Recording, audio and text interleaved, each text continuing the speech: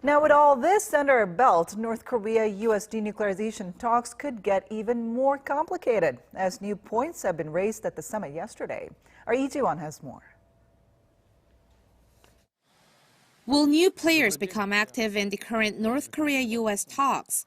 The question emerged as Russian President Vladimir Putin raised the need for six-party talks during his press conference on Thursday after his banquet with Kim Jong-un. If South Korea or the U.S. can guarantee the North security, then the multi-party talk won't be needed.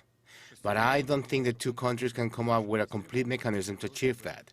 So the North needs the six-party cooperation system as well.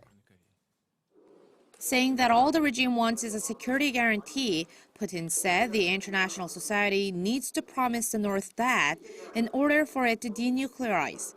The talks, which involve the two Koreas, the U.S., China, Japan, and Russia, have been stalled since 2009 as the North withdrew from them.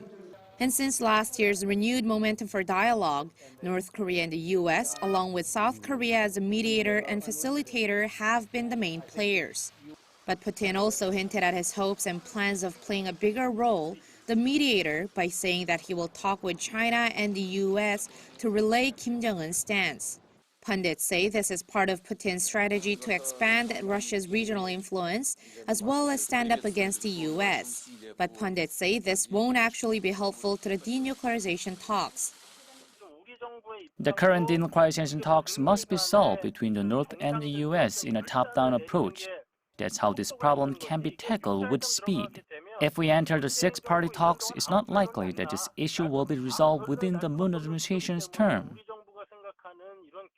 Meanwhile, responding to the Kim-Putin summit, the U.S. State Department has once again stressed that the international community is committed to North Korea's final fully verified denuclearization.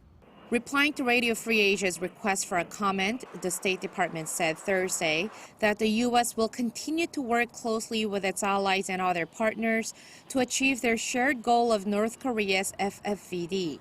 Lee-Ji-won, Arirang News.